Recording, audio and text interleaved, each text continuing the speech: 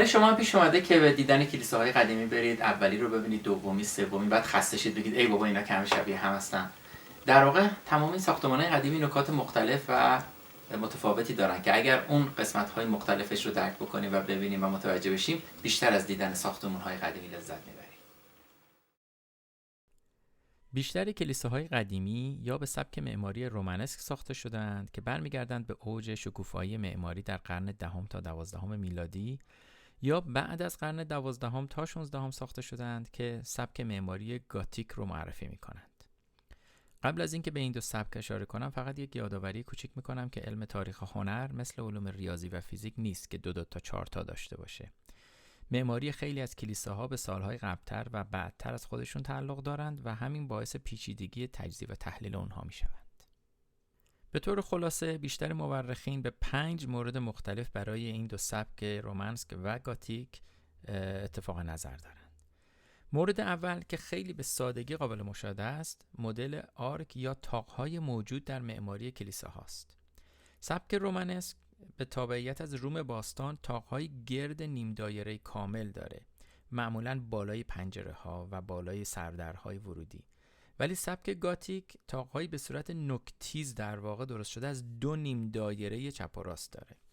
داشتن طاق‌های نوک‌تیز به تحمل وزن بیشتر کمک میکنه و این امکان رو برای داشتن طبقات بیشتر در ساختمان‌های سبک گاتیک مهیا کرده. مورد دوم داشتن پنجره‌های بیشتر و معمولاً رنگین‌تر در سبک گاتیک است که در نتیجه نور بیشتری رو وارد کلیسا میکنه. بناهای رومانسک پنجره‌های کوچکتر و بدون رنگی داشتن و داخلشون خیلی تاریک‌تر از ساختمان‌های گاتیک بود. مورد سوم هم که با چشم به راحتی قابل مشاهده است، وجود طاق‌های ضربی هستند. در گذرگاه‌ها و راهروهای داخل ساختمان‌های گاتیک طاق‌های ضربی یا ضربدری وجود دارند، در حالی که ساختمان‌های رومانسک همگی طاق‌های گرد تونل مانند داشتند.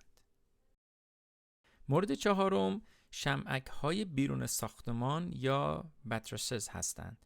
معماری گاتیک شمعک‌های بیرون ساختمان رو معرفی کرد که به استحکام ساختمون مخصوصاً وقتی چند طبقه بودند و همچنین زیبایی اونها اضافه کرد، در حالی که ساختمان‌های رومانسک باز هم با پیروی از رومی‌های باستان به جای شمعک‌ها یا باترسز از ستون‌ها و پیلرهای داخل ساختمان استفاده می‌کردند که بیشتر برای استحکام از داخل بوده برای سقف‌های سنگینشون.